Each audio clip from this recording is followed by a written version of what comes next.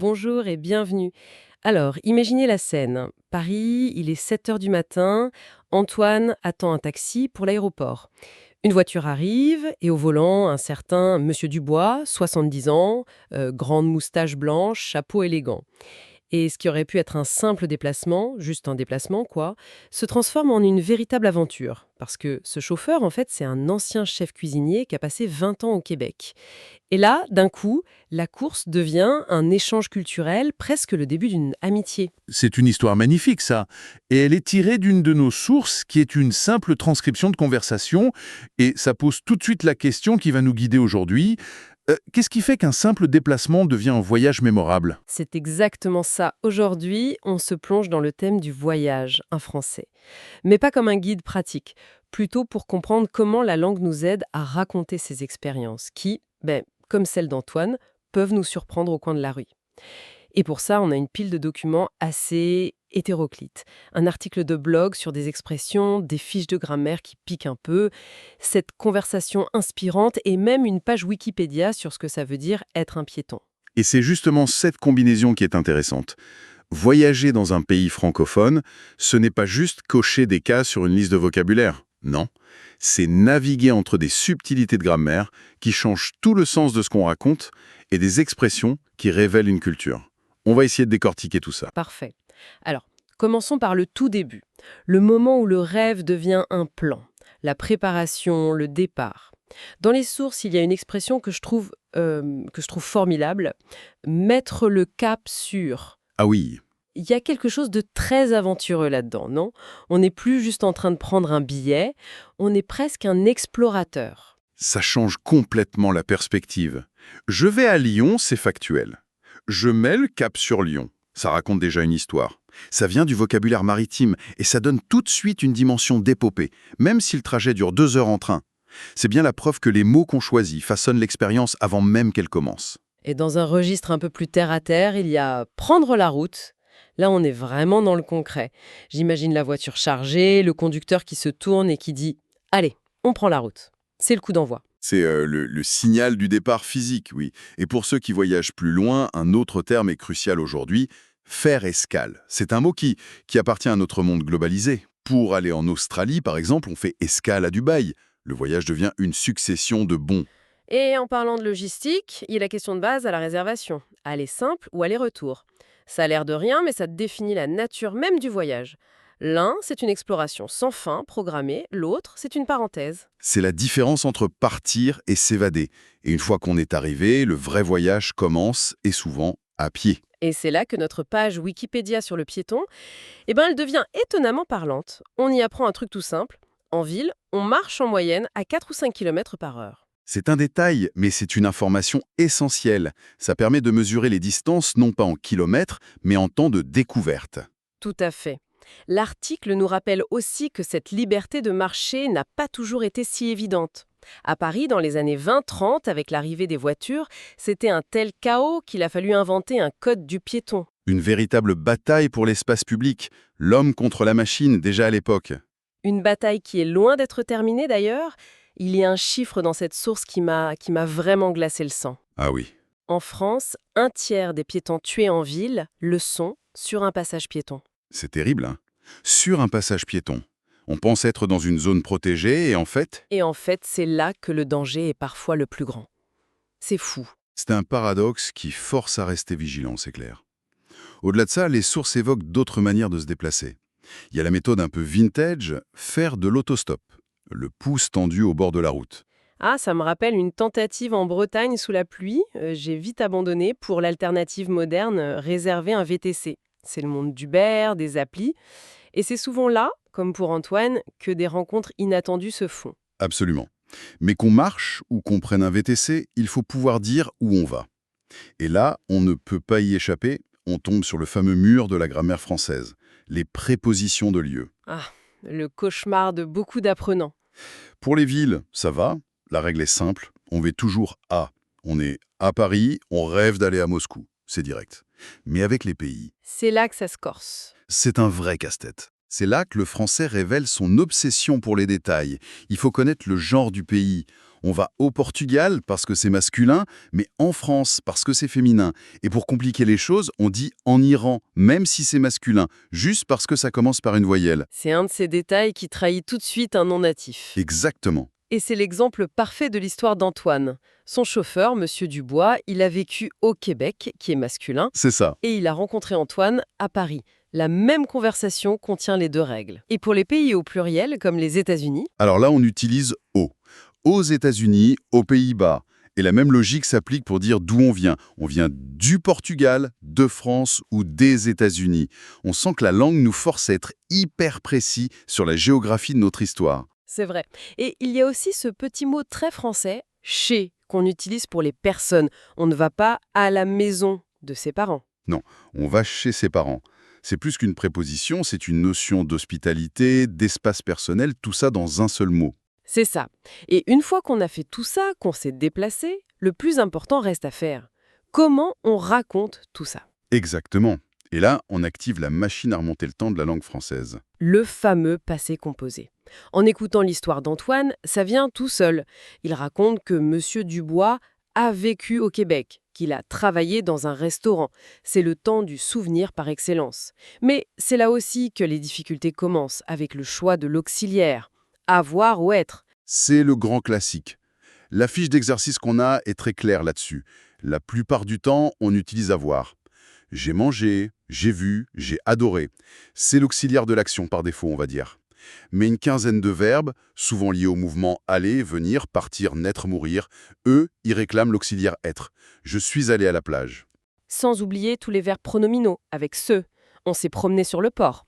Mais là où ça devient vraiment subtil, c'est avec les verbes qui peuvent utiliser les deux, comme monter, descendre, sortir.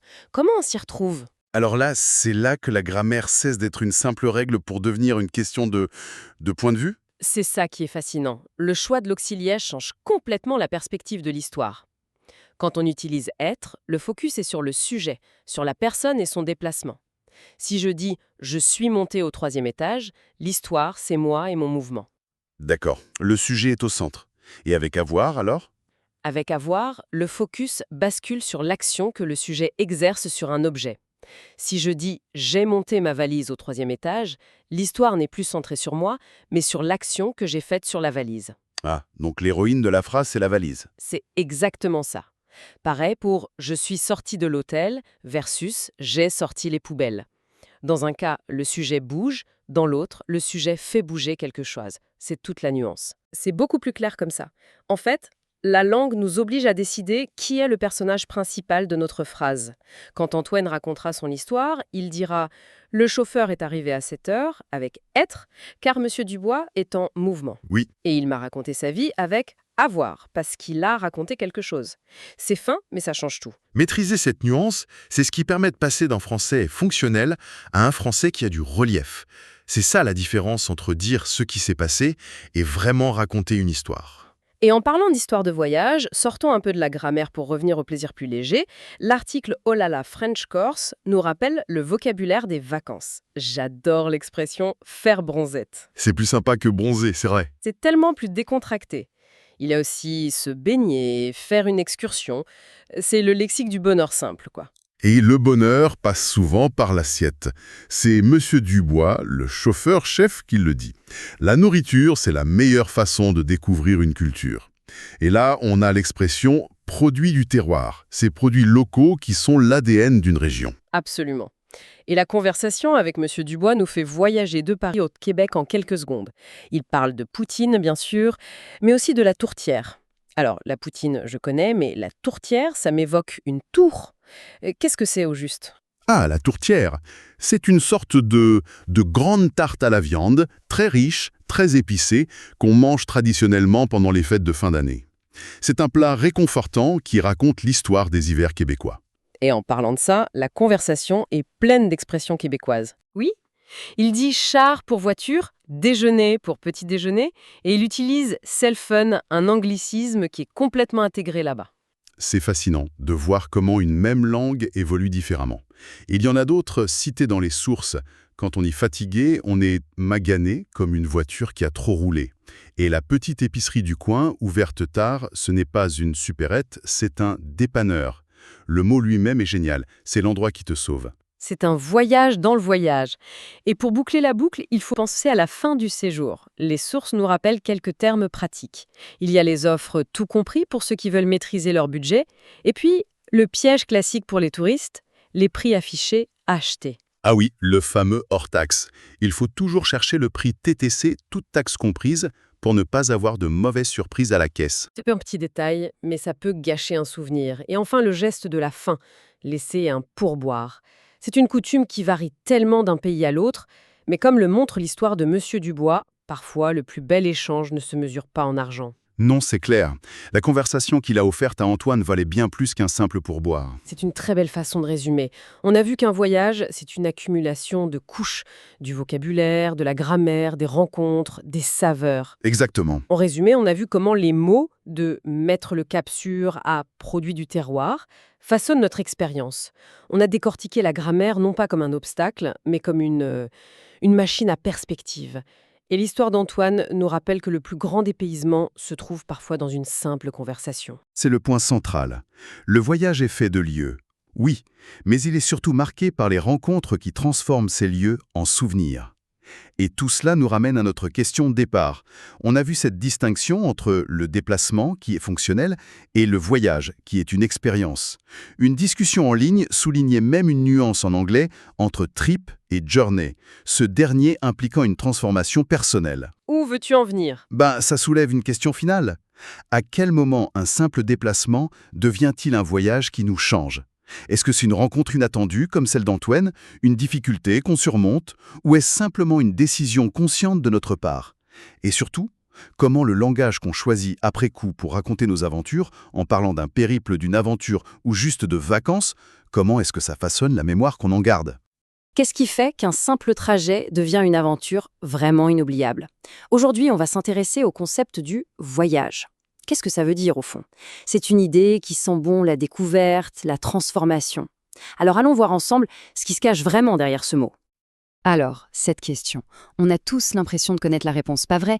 Mais en réalité, les nuances sont, elles sont fascinantes. D'un côté, on a le fait de juste bouger, d'un point A à un point B. Et de l'autre, il y a cette petite étincelle, ce truc en plus qui change absolument tout. C'est cette différence qu'on va creuser. Bon, regardons ça d'un peu plus près. À gauche, on a le déplacement. C'est simple, c'est l'acte de bouger, souvent quelque chose de routinier. Pensez au trajet pour aller au boulot, par exemple. Et puis à droite, le voyage. Là, c'est autre chose. C'est une expérience qui nous marque, qui nous forme, qui peut même, oui, nous transformer. C'est là que tout se joue. La découverte, le plaisir, l'inattendu. Alors, pour bien saisir ce concept de voyage, on va commencer par le début, par les bases. Comment est-ce qu'un voyage prend forme, concrètement ? Eh bien, tout commence généralement par ces 3 étapes, des étapes qu'on connaît tous. D'abord, on choisit une destination, celle qui nous fait un peu rêver. Ensuite, on réserve le transport pour y aller. Et enfin, bien sûr, le fameux moment de la valise. C'est vraiment le rituel quasi universel du départ, non ? Faisons un petit point vocabulaire, c'est important. Un aller simple, qu'est-ce que c'est ? C'est tout simplement un billet pour un trajet sans retour prévu. C'est un peu le billet de l'aventure, celui qui laisse la porte grande ouverte à l'imprévu. Et à l'opposé, bien sûr, on a l'aller-retour. Là, c'est différent. Le trajet est planifié, tout est inclus dans le même billet, l'aller et le retour. C'est le côté structuré, la sécurité d'un voyage bien ficelé. Ce qui est génial, c'est que la langue française elle-même, elle enrichit cette idée de départ. On dit rarement juste « on part ». Non, c'est plus poétique que ça. On va mettre le cap sur une île, un peu comme un explorateur. On prend la route pour un road trip, ou on fait escale pour découvrir un nouvel endroit en chemin. Chacune de ces expressions, elle dessine une image vraiment unique du voyage. Et puis, bien sûr, pour bien raconter son voyage, il y a des petits points de grammaire qui sont clés. La préposition, par exemple, elle change selon la destination. On dit qu'on va à Paris, parce que c'est une ville, mais on va en France, un pays féminin, et au Brésil, un pays masculin. Ce sont ces petits détails qui rendent le récit plus précis, qui l'ancrent vraiment dans la réalité. Ok, les préparatifs sont terminés, la valise est bouclée. Maintenant, il est temps de bouger. On va s'intéresser aux différents modes de déplacement, du plus simple au plus moderne. Une fois qu'on est arrivé à destination, on devient souvent un piéton. Et regardez ce chiffre, il est assez fascinant. 4 à 5 km/h. C'est la vitesse moyenne à laquelle on marche dans une ville dense comme Paris. Et c'est justement à ce rythme-là, à l'échelle humaine, qu'on découvre le mieux un endroit, qu'on s'en imprègne. Mais attention, la place du piéton, ça n'a pas toujours été une évidence. Cette citation, elle est historique et elle est très, très révélatrice. Imaginez, en 1932, le préfet de police de Paris considérait que son devoir, c'était de défendre l'industrie automobile française. Ça montre bien la tension qui a existé et qui existe encore parfois pour le partage de l'espace dans les villes. Heureusement, aujourd'hui, les choses ont bien évolué. On a le VTC par exemple. C'est le véhicule de tourisme avec chauffeur. C'est devenu un incontournable, surtout dans les grandes villes. En gros, c'est le terme français officiel pour des services comme Uber. Et il faut bien le dire, ça a complètement changé notre façon de nous déplacer en ville. Mais au-delà de tous ces aspects pratiques, un simple moyen de transport, ça peut aussi devenir le lieu d'une rencontre complètement inattendue. Et c'est là que notre histoire, l'histoire d'Antoine, commence vraiment. C'est ici que son simple déplacement va se transformer en véritable voyage. Parfois, il suffit d'une simple course en taxi pour que naisse une connexion humaine. Et oui, inattendue et mémorable. C'est exactement ce qui est arrivé à Antoine pendant un trajet vers l'aéroport.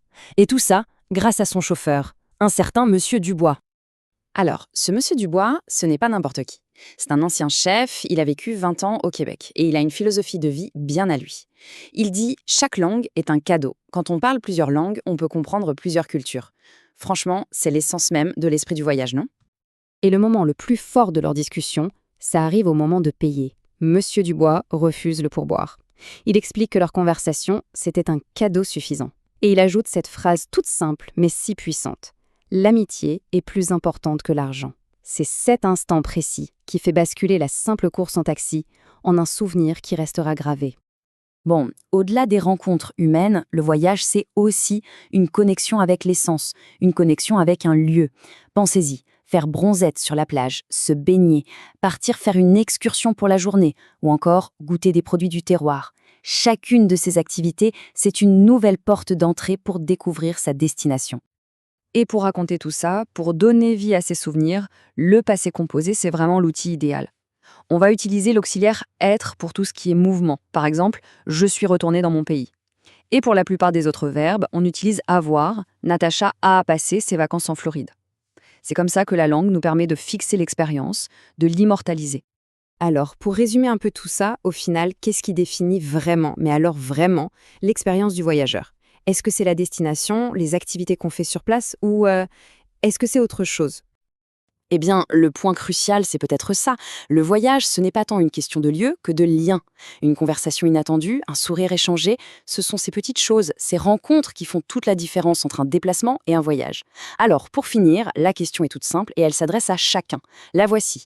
Quelle rencontre a transformé un de vos derniers déplacements en un véritable voyage?